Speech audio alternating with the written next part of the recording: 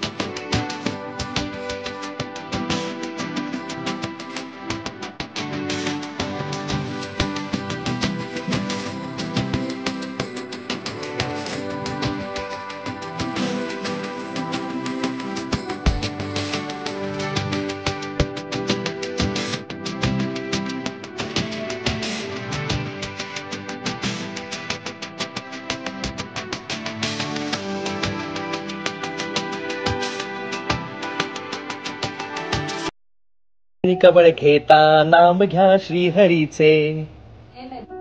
आठवतंय का हा मंत्र शेवटचा कधी उच्चारला होता? किंवा आठवतंय का कधी अन्नदान केलं होतं? कावळे आणि चिमण्यांसाठी खिडकीत पाणी ठेवलेलं तरी आठवतंय का? नाही आठवणार, कारण आपण हे हल्ली काही करतच नाही ना. अन्नदान तर करत नाहीच, पण अन्न मात्र नेहमी वाया घालवतो. कारण पंक्तीत मांडी घालून जेवणारे आपण आता बुफेच्या रांगेत उभे राहून जेवू लागलोय ना. पोषक पौष्टिक अन्न आपली संस्कृती आहे हे आपण विसरतोय, कारण आपण सतत बाहेरचं खातोय.